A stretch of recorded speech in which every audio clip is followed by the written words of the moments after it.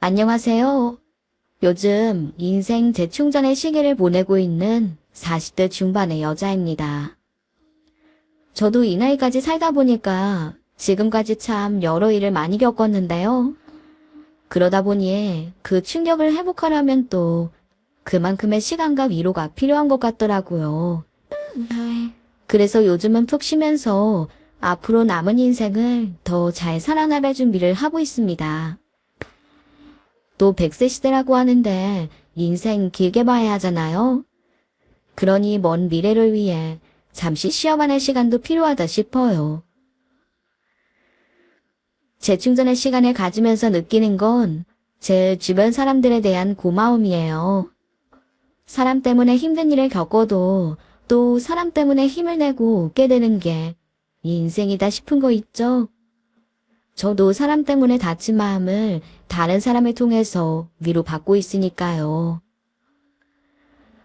충분한 위로를 받아서인지 아니면 재충전하면서 많이 회복한 탓인지 언젠가부터 제 이야기를 막 해보고 싶더라고요. 그래서 오늘은 큰맘 먹고 제 사연을 썰맘 채널에 써보자 마음먹었습니다. 그럼 지금부터 제 이야기 시작해볼게요. 제 인생 이야기를 하려면 아무래도 어렸을 적 이야기를 빼놓을 수 없을 것 같아요. 제 유년 시절은 부모님에 대한 그리움으로 가득 차 있었거든요. 저는 사실 저를 낳아주신 엄마 얼굴을 잘 몰라요. 엄마는 제가 3살 때 집을 나가셨고 저는 엄마 없는 아이로 자랐습니다. 그렇다고 아빠가 다정하신 분도 아니었어요. 아빠는 늘 술에 잔뜩 취해 계시는 분이었습니다. 그러다가 제가 초등학교 들어갈 무렵 돌아가셨고 3살 위의 언니와 저만 세상에 남겨졌어요. 그 뒤로는 할아버지께서 우리 자매를 키워주셨습니다.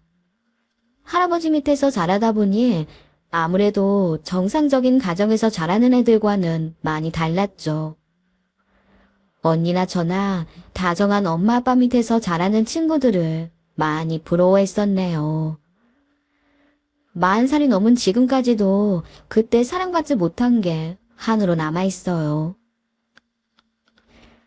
그래도 할아버지 사랑도 받고 또 저라면 끔찍하게 생각해주는 언니가 있어서 부모님의 빈자리를 채우면서 어른이 되었습니다. 언니는 고등학교를 졸업하고 일찍 취직했어요. 그리고 제 뒷바라지를 해줬습니다.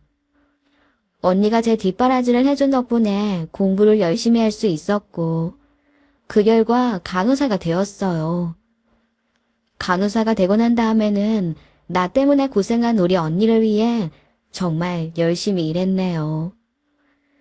그래서 제가 번 돈으로 언니 결혼하는데 보태줄 수 있었어요. 나를 위해 희생해준 언니에게 뭐라도 해줄 수 있어서 정말 다행이었죠. 언니를 결혼시키고 난 뒤에는 곧 태어날 조카를 보는 재미에 살았습니다.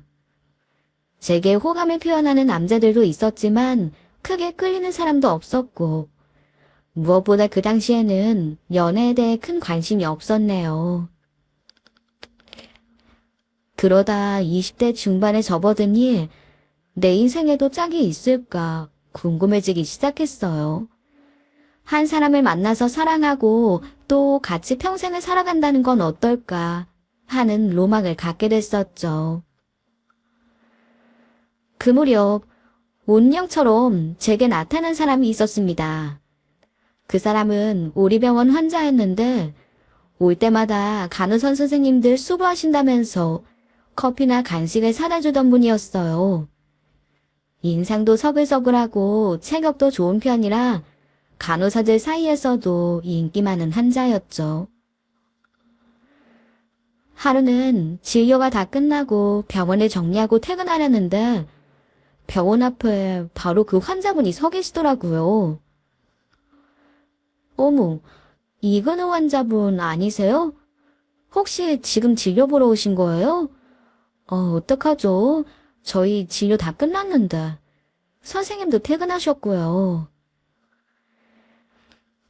저 오늘은 진료 보러 병원 온 건 아니고요.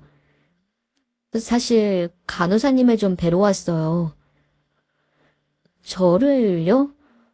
저한테 뭐 할 말 있으세요? 실례가 안 된다면 저랑 차 한 잔 마실 시간 있으세요? 제가 차 한 잔 대접하고 싶은데요.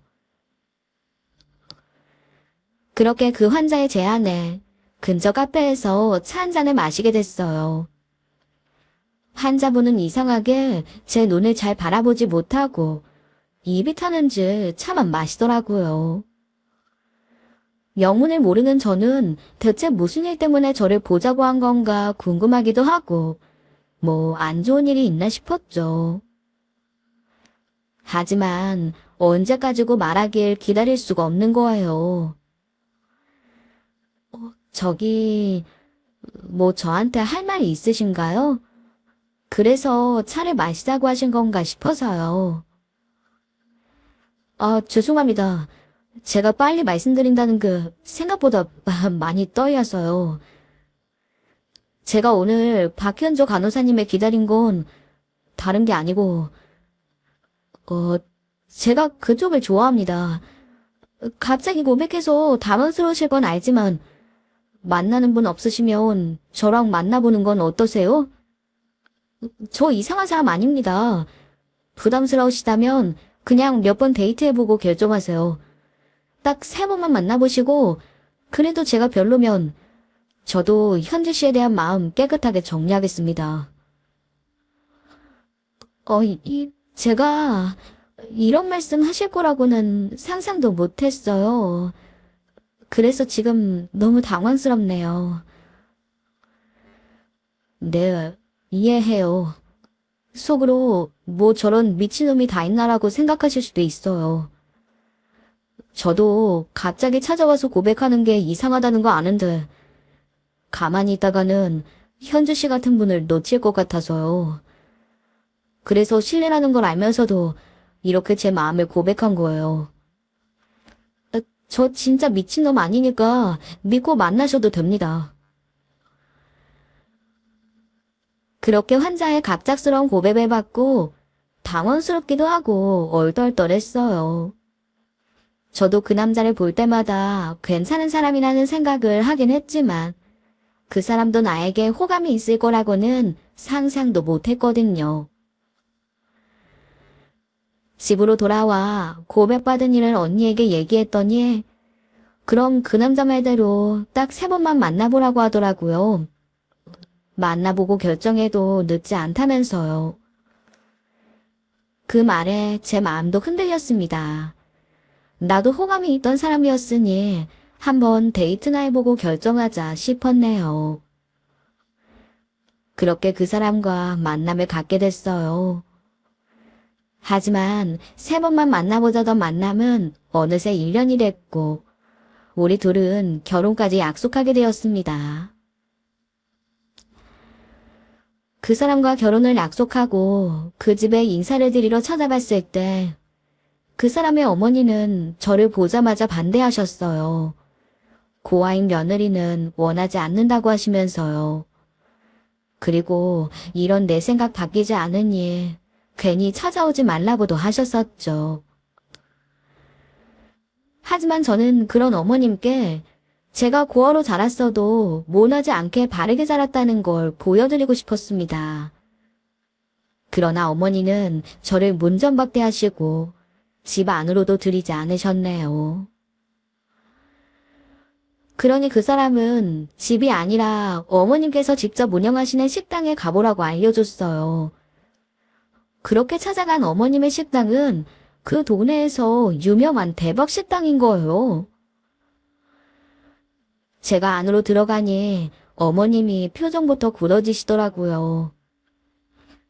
그 순간 마음이 약해졌지만 어머님께 인정받겠다는 생각으로 마음을 굳게 먹었습니다. 아가씨가 우리 식당까지는 어쩐 일이에요? 여기 오면 나 있다고 누가 알려줬어요? 우리 근호가 여기로 오라 그래요? 댁으로 가서는 만나뵐 수가 없어서 이렇게 실례인 걸 알면서도 식당까지 찾아왔어요. 죄송합니다. 뭐, 반가운 얼굴은 아니지만 그래도 우리 식당에 왔으니까 국밥이라도 한 그릇 먹고 가요. 금방 내줄게. 어머님은 제 앞에 국밥 한 그릇을 놔주셨어요. 그리고는 제가 먹는 걸 가만히 지켜보셨습니다. 간호사 아가씨, 내가 결혼 허락 안 해줘서 나 원망스러워요? 아니요, 아닙니다. 절대 그런 마음은 없어요. 사실 제가 좋은 조건이 아니라 어머님이 저 반대하시는 거 이해합니다. 저에 비해 근우 씨는 학벌도 더 좋고 가정환경도 좋으니까요. 그렇지만 저 부모님 안 계시다고 해서 나쁜 짓 하면서 산 적 없습니다. 더 열심히 성실하게 살려고 노력했어요. 어머님도 저 겪어보시면 아시겠지만 근호 씨 와이프로 또 어머님 며느리로 실망시켜드리지 않을 자신이 있습니다. 그래요. 아가씨 마음은 알겠어. 그리고 당연히 실망시키지 않는다고 하지.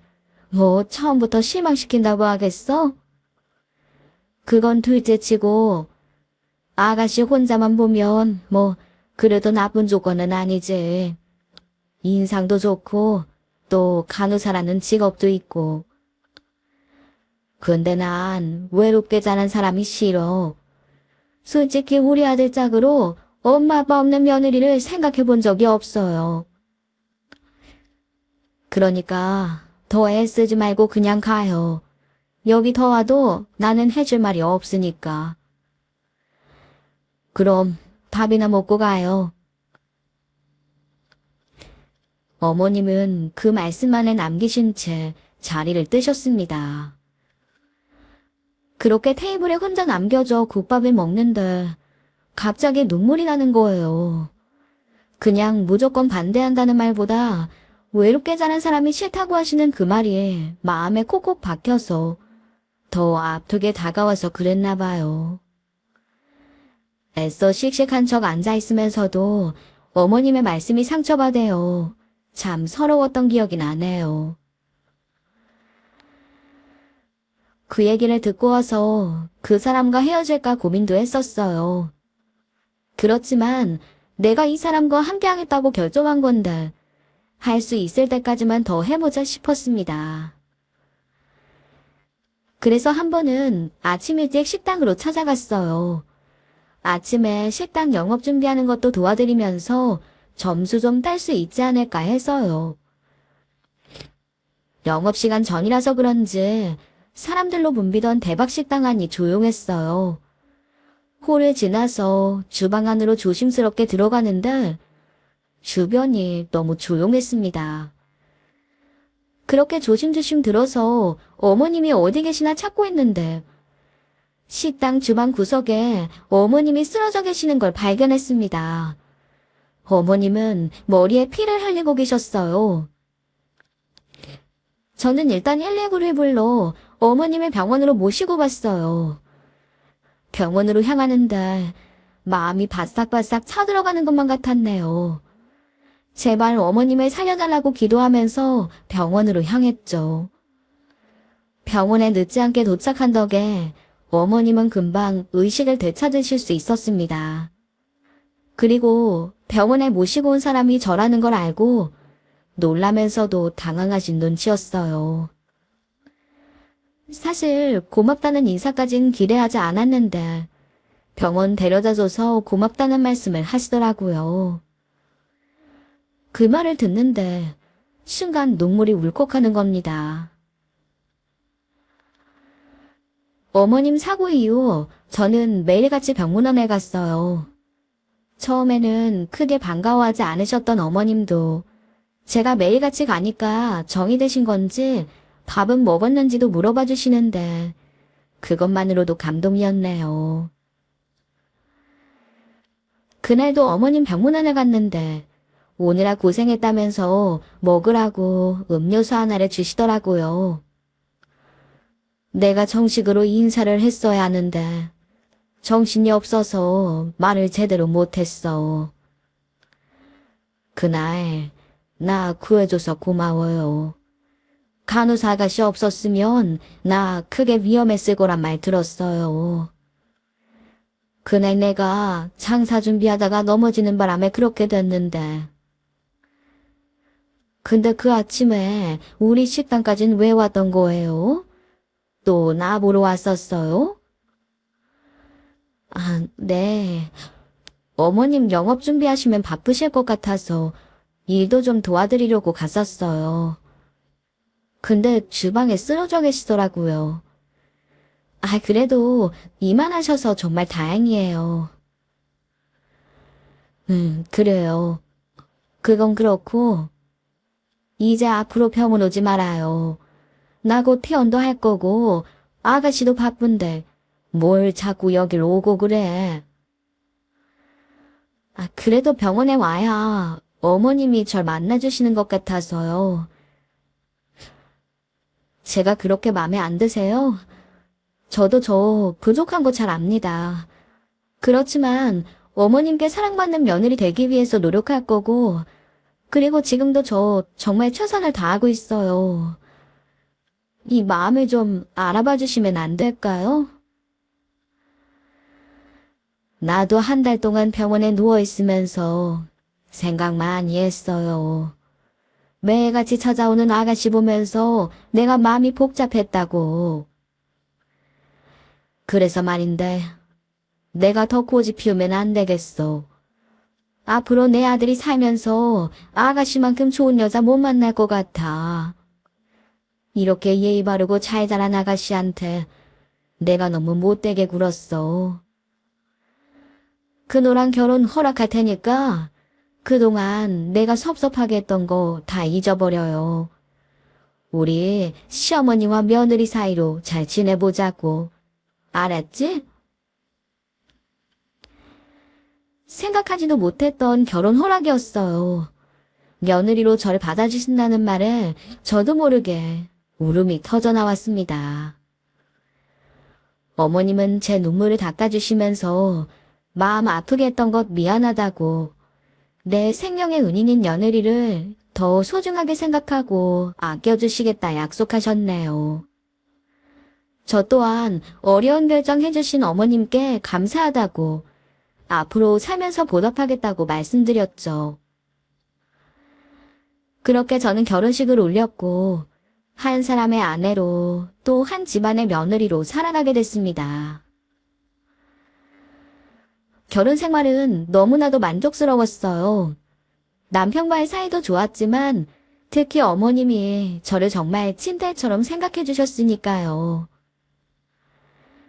저를 며느리로 받아주신 뒤에 어머님은 언제 반대했냐는 듯 저를 예뻐해 주셨습니다.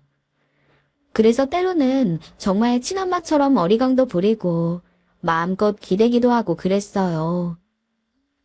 엄마가 없던 나와 딸이 없던 어머님은 누구보다도 가까운 고부 사이가 된 거예요. 결혼하고 2년 정도 지났을 때였나?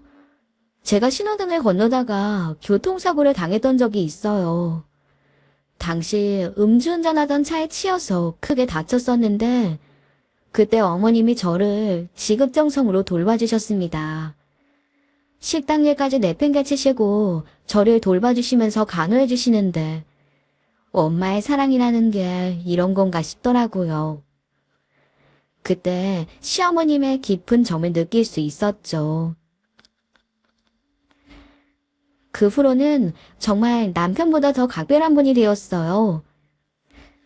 하지만 항상 좋은 일만 있는 건 아니었습니다.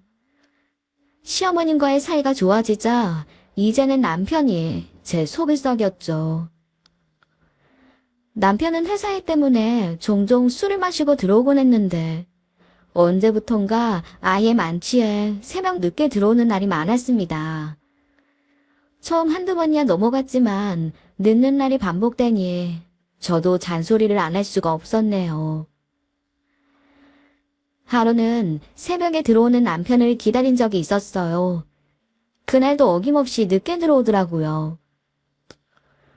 뭐야, 우리 마누라 아직 안 자고 있었네? 다 기다린 거야? 지금 시간이 몇인 줄 알아? 새벽 2시가 넘었어. 내일 출근해야 하는 사람이 이 시간까지 술을 마시면 어떡해. 당신 진짜 요즘 왜 그래? 무슨 일 있어? 걸핏하면 술 마시고 늦게 들어오는 이유가 있을 거 아니야. 오늘 그 이유 좀 들어보자. 그 이유 말해주면 당신이 알아?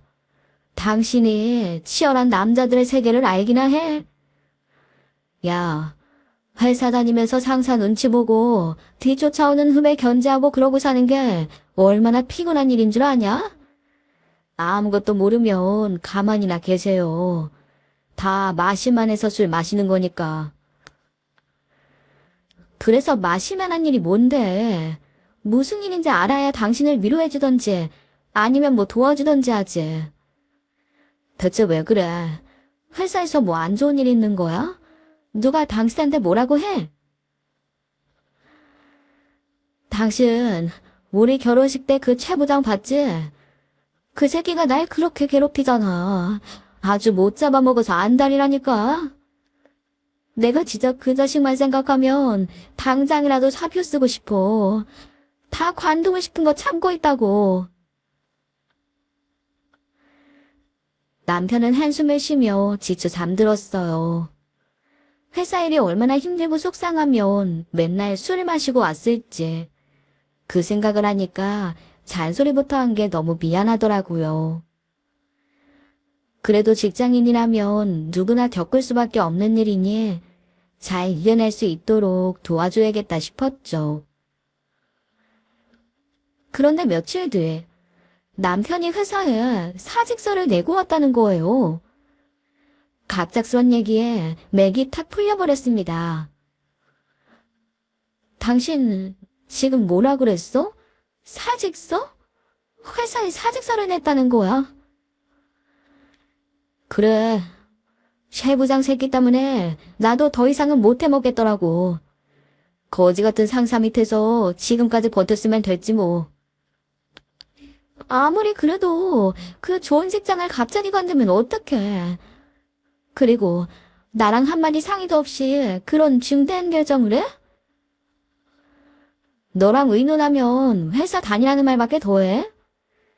직장 안 다녀도 너 굶기는 일은 없을 테니까 걱정하지 마. 남편은 정말 아무 걱정이 없는 듯 했어요. 대체 어쩌려고 저러나 싶었는데 얼마 후에 어머님 식당에서 일하겠다고 하더군요. 시댁 대박 식당을 물려받아서 하겠다는 거예요. 한참 고민하시던 어머님도 허락하시니 제가 뭐라 할 말이 없었죠. 회사 일에 실증난 남편도 식당 일에는 좀 관심을 보이며 열심히 하더라고요. 그래서 어머님 닮아 사업에 소질이 있구나 싶어 넘어갔었습니다. 남편이 식당 일에 적응하면 할수록 집에는 소홀한 날들이 늘어났어요. 어머님 대신 영업 준비를 한다며 일찌감치 나가 밤 늦게 들어오거나 아예 식당에서 자고 들어오는 날도 있었네요. 그래도 집에는 들어와야 할 것 같아서 남편에게 이야기를 한 적이 있었어요. 그래도 집에는 좀 들어와야 하지 않겠냐고요. 어머님 대신해서 식당이라는 건 알겠는데 요즘 우리 가정이 너무 소홀한 거 아니야? 집 비운 지 3일 만에 들어온 건 알아? 몇 빠지게 장사하고 들어왔더니 지금 잔소리나 하는 거야? 아, 나 피곤하다. 좀 쉬자, 응? 그래도 며칠 만에 만났는데 대화는 좀 해야지. 내가 어떻게 사는지 관심이나 있는 거야? 잘 지내고 있는 거 아니까 가만히 있는 거야. 야, 넌 모처럼 만난 남편을 왜 이렇게 못 살게 구냐? 나한테 잔소리할 시간에 아기 소식이나 좀 신경 써.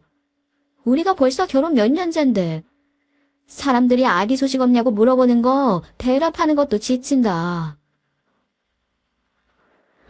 남편은 바가지 긁지 말라며 제게 화를 냈습니다. 거기다 아기 이야기를 하자 숨이 턱 막혀와서 아무 말도 할 수가 없었어요. 그도 그럴 것이 결혼한 지 10년이 넘었는데도 아기 소식이 없었거든요. 남들은 잘만 임신해서 아이를 낳는다는데 저는 거의 10년이 넘도록 임신 소식이 없으니 너무 답답했었죠. 신랑에게 그런 말을 들으니 답답하기도 하고 혹시 나한테 문제가 있나 해서 산부인과에 가서 검사를 받아봤어요. 근데 병원에서도 아무런 문제가 없다고 하는 거예요. 그러니 더 속이 타들어갈 노릇이었네요. 산부인과에서 검사하고 아무런 이상이 없다는 말을 들었는데도 마음이 놓이긴커녕 더 불안한 겁니다. 나는 괜찮다는데 도대체 뭐가 문제일까? 정말 우리 부부는 아이와는 인연이 없는 건가 싶고 진짜 별 생각이 다 들더라고요. 그래서 속상한 마음에 술을 좀 마셨어요. 술 마시고 서글프고 우울한 마음에 어머님 댁을 찾아갔네요. 어머님은 지금까지 제가 술 취한 모습을 보신 적이 없던 터라 좀 놀라신 것 같았어요. 어머님, 저 왔어요. 저 술 좀 마시고 왔는데 괜찮죠? 아유, 그래, 괜찮다. 살다 보면 술 좀 마실 수도 있고 그렇지 뭐. 근데 우리 며느리 술은 왜 마셨어?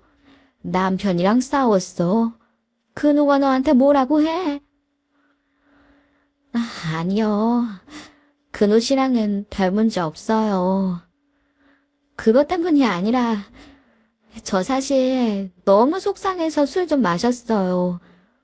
저희 결혼한 지 벌써 10년 되잖아요. 근데 아직도 아기 소식도 없고 근우 씨나 어머님 볼 때마다 얼마나 죄송한지 몰라요. 얘는 뭐 그런 걸 가지고 울고 그래. 요즘은 40 넘어 낳는 사람들도 있다더라. 그리고 애 좀 없으면 어때? 나는 우리 집에 너 하나 들어온 걸로 충분하다. 솔직히 너랑 지내면서 내가 이 착하고 예쁜 며느리를 왜 그렇게 반대했을까? 이런 생각이 들어. 너를 딸처럼 며느리처럼 그렇게 돌보면서 사는 거로도 나는 만족해. 그러니까 그런 건 신경 쓸 필요도 없어. 어머님은 술에 취해 오는 저를 따뜻하게 안아주셨습니다. 어머님의 진심 어린 위로에 서글픈 마음도 위로받을 수 있었어요. 어머님은 저를 위로해 주셨지만 남편은 조금 달랐어요. 왜 애가 생기지 않는 거냐고 화를 내는 날이 많아졌죠. 그러면서 외박은 더욱더 잦아졌습니다. 그날도 연락도 없이 집에 안 들어오길래 식당으로 직접 찾아갔어요. 식당은 이미 영업이 끝난 상태였고 가게 안에서 작은 불빛 하나가 새어나오고 있더군요. 아무래도 남편이 가게를 정리하는 것 같아 반가움에 들어갔다가 그 자리에서 그냥 굳어버리고 말았네요. 제 눈앞에서 남편이 다른 여자와 입을 맞추고 있었으니까요. 여보, 지금 뭐 하는 거야? 어머님 식당에서 뭐 하고 있는 거냐고. 제 목소리에 당황한 남편은 벌떡 일어나 제게 다가오더군요. 얼마나 당황했는지 어리다 빠진 표정이었어요. 당신이 여기까지는 어떤 일이야? 연락이라도 좀 하고 오지. 지금 그게 중요해? 어떻게 된 일인지 설명해봐. 당신이 왜 다른 여자랑 있었는지 얘기해보라고. 저기, 저 사람은 우리 식당 종업원인데 오늘 영업 끝나고 한잔하다가 그렇게 됐어. 일부러 그런 거 절대 아니야. 나 이번이 처음이야. 진심이야. 믿어줘. 내가 그 말을 어떻게 믿어? 당신 언젠가부터 밥 먹듯이 외박하고 늦게 들어왔잖아. 저 여자랑 있었는지 어떻게 아냐고. 아, 진짜 아니하니까. 못 믿겠으면 저 직원한테 물어봐. 당신한테 이런 모습 보여서 정말 미안해. 근데 나 다시는 이런 짓 안 할게. 믿어줘. 그리고 우리 엄마한테는 비밀로 하자. 엄마가 알면 나 식당에서 쫓겨날지도 몰라. 어? 본인의 잘못을 비밀로 해달라는 남편 말이 참 기가 막혔습니다. 하지만 저도 화가 나니까 그냥 넘어갈 수가 없더라고요. 어머님께 모든 사실을 알렸고 집안은 그야말로 쑥대밭이 되었네요. 어머님은 그런 더러운 짓 한 아들을 용서할 수 없다고 당장 나가라고 하시고 한바탕 난리였었어요. 오갈 곳이 없어진 남편은 매일같이 저를 찾아와 잘못했다고 빌더군요. 저 또한 한 번의 실수라면 그냥 눈 감아주고 싶었습니다. 사람이 살면서 누구나 실수 한 번쯤은 할 수 있는 거니까요. 그렇게 남편을 용서한 뒤에 다시 받아주고 우리는 한 가지 약속을 했습니다. 아이 문제를 꼭 해결하고 싶었거든요. 남편을 설득해 지금부터라도 아이 갖는 것에 더 노력하자고 약속했고 검사를 받자고 설득했어요. 원인이 있다면 찾고 그 문제를 해결해야겠다 싶어서요. 그렇게 남편도 검사를 받고 얼마 뒤 그 결과를 직접 확인하는데 갑자기 눈앞이 깜깜해지더라고요. 검사 결과 남편이 부임이었어요. 10년간 노력해도 아이가 생기지 않던 이유가 바로 남편 때문이었던 거죠. 저야 이상 없는 걸 알았고 사실 남편도 별 문제 없을 걸로 생각했어요. 정말 우리가 아기와 인연이 없는 건 줄로만 알았지 진짜 남편이 불임이었을 줄은 상상도 못했습니다. 남편의 검사 결과를 받아들고 몇 날 며칠을 고민했어요. 이걸 솔직하게 말해야 할지 숨겨야 할지 모르겠더라고요. 불임이란 사실을 밝혀서 남편에게 상처 주고 싶지는 않았지만 무엇보다 이 사실을 알면 충격받을 어머님이 걱정됐습니다. 그리고 이 일 때문에 어머님과의 사이가 멀어질 것 같은 불안함에 당분간은 혼자만의 비밀로 간직하기로 했죠. 식당 직원과 불미스러운 일 이후 남편은 제자리로 돌아오는 듯 했습니다. 그러나 그것도 잠시 다시 외박하는 일이 늘어나기 시작했어요. 혹시나 하는 마음도 있었지만 그래도 그렇게 혼이 났는데 설마 또 그런 일을 하겠어라는 생각이었는데 그러던 어느 날 제 앞으로 한 통의 문자 메시지가 도착했습니다. 번호 없이 온 문자라 처음에는 광고 메시지인 줄로만 알았어요. 근데 느낌이 이상해 확인해보니 아기 초음파 사진이 와 있는 겁니다. 그리고 그 사진과 함께 본인이 제 남편의 내연녀라고 남편의 아기를 가졌다는 문자를 보내온 거예요. 문자를 받고 한동안 멍했어요. 남편은 불임인데 여자를 임신시켰다니 말이 되질 않잖아요. 기가 막히기도 하고 믿을 수가 없어 남편에게 캐물었습니다. 그랬더니 더는 거짓말을 못하겠다고 하더라고요. 그동안 말 못했는데 사실 나 만나는 여자 생겼어. 우리 식당 단골이었는데 어쩌다 보니 그렇게 됐다. 너도 초음파 사진 봤다니까 알겠지만 그 여자 내 아이 임신했어. 내 아기를 가진 여잔데 내가 책임지는 게 당연하잖아. 당신한테는 미안하지만 우리 사이는 여기까지인 것 같다. 이제는 헤어져 줘야겠어. 남편은 너무 태연하게 말을 이어나갔습니다. 잘못은 본인이 해놓고 어쩜 저렇게 당당할 수가 있는지 믿어지질 않았죠. 그러니까 당신이 지금 다른 여자를 임신시켰다는 거야? 당신 아이인 건 확실해. 그렇다니까. 당신이 지금 화도 나고 억울해서 그러는 건 알겠는데 당연히 내지. 그럼 누구예요? 사실 나도 당신 때문에 10년 넘게 내 핏줄 구경도 못한 거잖아. 나 이제라도 내 자식 아빠로 살고 싶다. 그러니까 그냥 여기서 좋게 끝내자. 일 크게 만들지 말고. 나 진짜 기가 막혀서 말이 잘 안 나와. 불륜을 또 저질러 놓고 어쩜 그렇게 당당해. 당신 나한테 미안하지도 않아. 미안하게 하지. 근데 어쩌겠냐? 그렇다고 내 애도 못 낳는 여자랑 평생 살 순 없잖아. 화나는 마음이야 알겠는데 내가 딴 여자 만난 건 네 책임도 있으니까 적당히 하고 넘어봐.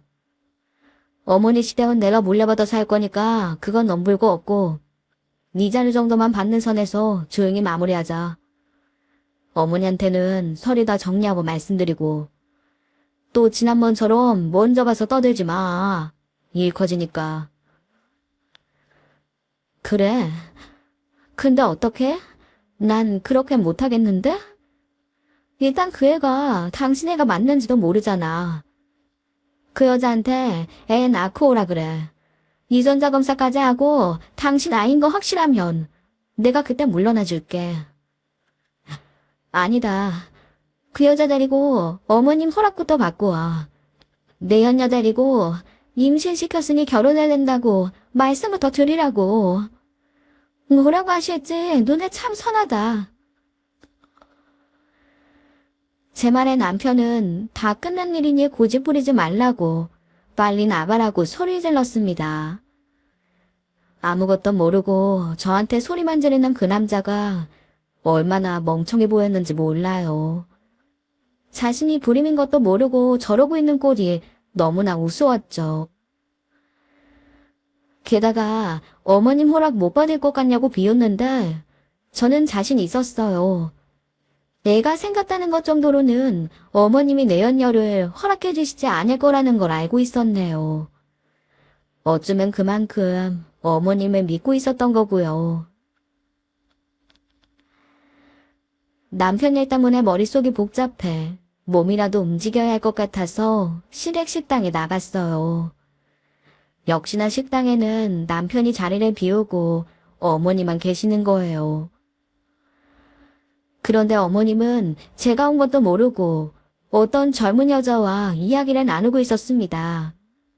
처음 보는 여자랑 이야기를 나누시기에 무슨 안 좋은 일인가 싶어 가까이 다가갔죠.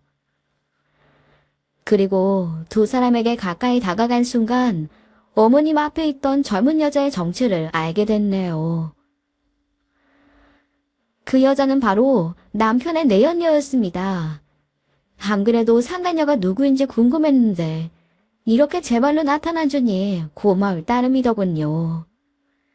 얘기를 들어보니 이 집안 아들 아기를 가졌으니 자기를 며느리로 받아달라고 허락해달라고 찾아온 거였어요. 지금 며느리가 시어머니 허락받으면 이혼하겠다고 했다면서 손자 가진 자신이 직접 허락을 받으러 왔다는 거예요. 그래서 지금 그쪽이 원하는 게 뭐예요? 내 며느리를 내쫓고 우리 아들이랑 결혼시켜달라 이거예요? 네, 맞아요 어머님. 그 며느리 시집온 지 10년이 넘었는데 아직도 아이가 없다면서요? 그런 여자 때문에 집안 대 끊기게 하실 거예요. 제가 그누 씨 아기 가졌으니까 걱정 마시고 그 여자 내보내시면 돼요. 저 이 집안에 시집 오면 그누 씨랑 저랑 이 식당 물려받아서 더 대박 날 거고 어머님도 손잡으시고 좋잖아요. 어머님도 손자 욕심 있으시죠? 그런 애도 못 낳는 며느리는 내보내시고 이제 손자 재롱 보면서 즐겁게 사세요. 그쪽이 뭘 모르는 모양인데 나 손자 필요 없어요. 손자 대신 나는 며느리만 있으면 되는 사람이라. 그리고 뭐 자랑스러운 애가 졌다고 여기까지 찾아와서 큰 소리야. 남의 남편 뺏어서 불륜으로 애 가진 게 자랑이야. 남의 가정 파탄내고 거기다 임신까지 했으면 부끄러운 줄 알고 얼굴도 못 들고 돌아다니는 게 정상이지. 뭘 잘했다고 고개 빳빳이 들고. 거기다가 여기가 어디라고 찾아와서 헛소리를 내. 나는 불륜으로 낳은 손자는 10트럭을 갖다 준데도 싫어. 더러운 빚을 받을 생각 없으니까 당장 나가요. 뭐요? 더러운 빚을? 아줌마, 지금 말 다 했어? 누가 누구 보고 더럽대? 그냥 우리끼리 애 낳고 살려는 거, 그래도 시어머니니까 미리 말 좀 해주려 보았더니 뭘 이렇게 꼬장꼬장해. 늙은이가 고집만 세가지고. 열받아. 그때였습니다. 돈을 이기지 못한 그 여자가 테이블 위에 올려진 국밥그릇에 쳐냈고 그 뜨거운 국물이 그대로 어머님께 다 튄 거예요. 그 광경을 보고 더는 참을 수 없었습니다. 시어머니 몸에 뜨거운 국밥 국물을 끼얹는 순간 제 이성도 다 끊어졌어요. 저는 산나니에게 달려가 즉시 두 뺨을 갈겼습니다. 너무 화가 난 나머지 그 여자 뺨을 수십 대는 때린 것 같아요. 갑자기 수십 대 뺨을 맞은 상간녀는 아주 난리가 났습니다. 야, 너 뭐야? 네가 뭔데 날 때려? 너 미쳤어? 나 이근우 와이프 되는 사람이다. 내 남편 꼬셔서 바람 피우고 사기까지 치는 주제. 뺨 몇 대 맞은 걸로 뭔 큰 소리야? 그 애도 못 낳는 년이 너야. 여자 구실도 못하는 게 뭘 잘났다고. 애도 못 낳으면 조용히 이혼이나 해줄 것이지. 네가 뭔데 날 때려. 그래. 누구신지도 모르는 애 임신한 년보단 차라리 내가 낫지. 안 그래도 너 어떻게 생겼는지 그 잘난 면상 한번 보고 싶었어. 네 년, 너 잘 만났다. 오늘 내 손에 한번 찍어봐. 저는 여자의 머리채를 잡았고 그대로 식당 바닥에서 몸싸움을 벌였습니다. 그 불륜녀와 뒤엉켜 바닥에서 구르고 한바탕 난리가 났죠. 그때 갑자기 남편이 가게 안으로 들어왔어요. 그 여자가 맞고 있는 걸 보더니 저를 끌어내 뺨을 때리는 겁니다. 지금 이게 뭐 하는 짓이야? 너 돌았어? 지금 누굴 때려?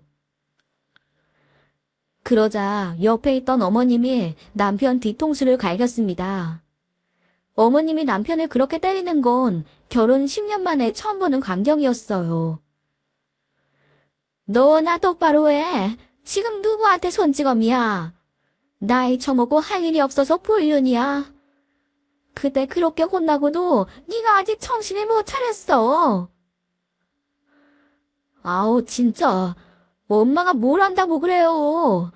이 여자 지금 엄마 손주 임신했다고요. 임산물을 이렇게 패는 게 어딨어요. 그 여자 좀 때렸다고 둘같이 화를 내는 남편의 모습을 보니 정말 억장이 무너지는 것 같았습니다. 당신 완전히 돌았구나. 너 지금 저 여자한테 작업당하는 거야. 야, 너야말로 정신 차려. 너 이런다고 내 마음 안 변해. 만약에라도 아기 잘못되면 나 너 가만 안 둘 거야. 그런 줄 아나. 가만 안 두면 어쩔 건데? 나중에 누구 애인지 알고 후회하지 말고 지금 냉수 먹고 속 차려. 너 지금 저 여자 호구된 거야. 제 말에 상간녀가 발끈하고 나서더군요. 오빠, 저 여자 말 듣지 마. 지금 애 못 가져서 나 질투해서 그러는 거라니까. 야, 너 저 남자가 어떤 남자인 줄 알아? 남자 하나 꼬셔보려는 건 알겠는데 그 남자 잘못 골랐어. 네가 뭔데 참견이야. 오빠 말대로 애 잘못되면 너 가만 안 둬. 그 두 사람은 제 경고를 깔끔하게 무시했습니다. 제 속내를 털어놓고 힌트를 줬는데도 둘 다 알아듣지 못하더라고요. 남편과 내 언녀가 떠나고 난장판이 된 식당에 어머님과 저 둘만 남았어요. 악에 맞춰 싸울 때는 몰랐는데 한바탕 소란이 끝나니 모든 게 다 허무하더라고요. 제 신세가 처량해서 눈물이 막 쏟아졌죠. 그 순간 어머님이 다가와 제 손을 꼭 잡아주셨습니다. 그리고는 저를 달래시며 말씀하셨어요. 오늘 놀랐지? 그런 꼴 보인 거 내가 큰호 대신 사과하마. 정말 미안하다. 어쩌다 내가 사람 같지도 않은 걸 낳았는지. 내가 네 얼굴을 볼 면목이 없어. 아니에요. 어머님이 잘못하신 거 아니잖아요. 저는 괜찮아요. 괜찮긴 뭐가 괜찮아. 넌 미리 알고 있었던 거지? 나한테 미리 말하지. 얼마나 속상했어. 아무한테도 말 못하고 속이 문드러졌을 텐데. 나는 네 편이다. 그러니까 울지 마. 내가 큰호를 버리는 한이 있어도 나는 네 편이야. 그러니까 마음 굳게 먹어. 어머님, 정말 감사해요. 진짜 어머님이 계셔서 제가 버티는 거예요. 그런데 아까 데인 곳은 괜찮으세요? 다치시진 않았어요? 괜찮어. 국물이 다 쏟아진 게 아니라 그냥 살짝 뒤었어. 그리고 지금 뭘 그런 걸 걱정해. 난 괜찮으니까 너 마음 추스르는 게 먼저야. 어머님은 서럽게 오는 저를 품 안에 꼭 안아주셨습니다. 어머님이 있어서 그 힘들고 비참한 순간을 버틸 수 있었던 것 같아요. 그 후로 남편은 이혼 서류만을 남긴 채 아예 집을 나가버렸어요. 10년 넘게 부부로 살아온 우리의 마지막이 고작 이거라니 참 씁쓸했죠. 그리고 얼마 후 남편의 친한 친구에게서 전화가 왔어요. 남편이 그 여자와 결혼식을 올린다는 연락이었습니다. 그리고 그때 그런 생각이 들더라고요. 멍청한 남편과 교활한 상간녀 모두에게 엿먹일 기회다 싶은 거예요. 끝낼 때 끝내더라도 두 인간에게 무서운 맛 좀 보여주고 싶었거든요. 그렇게 며칠 뒤 남편의 결혼식 날이 됐습니다. 제가 식당에 나타나니 남편 표정이 써먹하는데 정말 마지막 남은 정까지 다 떨어지더라고요. 혀, 너 여긴 어떻게 알고 왔냐? 결혼식 회방 올 거면 지금이라도 꺼줘. 나 진짜 이번엔 가만 안 있을 거야. 넌 자존심도 없냐? 너 말고 다른 년이랑 결혼한다는데 이 결혼식을 오고 싶어? 빨리 이혼이나 해주고 말지. 너 좋아서 온 거 아니니까 걱정하지 마. 지 주제도 모르고 애 아빠 됐다고 설치는 놈이나 남자 잘못 고른 년이나 결혼식 잘 어울리는지 궁금해서 보러 온 거니까. 그래. 왔으면 내 결혼식이나 잘 보고 와라. 이혼 서류에 도장이나 빨리 찍어주고. 남편은 그 말을 남긴 채 식장으로 들어갔습니다. 몇 분 뒤 자신이 어떻게 될지도 모른 채 잘난 척하고 있는데 참 한심하더라고요. 드디어 식이 시작되고 신랑 신부가 함께 입장하는 순간이었어요. 그때 제가 단숨에 버진로드 위로 올라갔어요. 갑작스럽게 펼쳐진 상황에 둘은 당황했는지 눈동자만 굴리고 있더라고요. 야, 너 미쳤어? 당장 안 내려가. 너 이딴 또라이 짓 하려고 우리 결혼식 온 거야? 아니야. 나 진짜 두 사람 축하해주려고 왔어. 근데 둘이 앞으로 결혼해서 살려면 서로에 대한 비밀은 좀 알아야 하지 않겠어? 비밀도 이겨내야 더 돈독해지지. 이거나 읽어보고 화내는 게 어때? 제 말에 내연녀는 코웃음을 쳤습니다. 너 진짜 미친구나. 얼른 안 꺼져. 지금 나한테 꺼지라고 화낼 때가 아니거든. 내가 너희들을 위해서 준비한 게 있어. 한번 봐봐. 저는 가방 안에 들고 온 서류를 두 사람 면상 앞에 던졌습니다. 그 서류는 바로 남편이 불임이라는 결과가 담긴 종이였어요. 종이를 주워들은 남편의 표정이 서서히 일그러지기 시작했습니다. 그러더니 갑자기 제 멱살을 잡는 거예요. 너 이거 뭐야? 너 이거 꾸며낸 거지? 내 결혼 방해하려고 장난치는 거지? 야, 내가 미쳤니? 그렇게 할 짓이 없게. 그 검사 결과 날짜 봐봐. 당신 그때 검사한 날이잖아. 너 사실 불임이었어. 몰랐지? 너 때문에 애 안 생기는 거 자존심 상할까봐 비밀로 해줬더니 뭐가 어째? 야, 말이 되는 소리를 내라.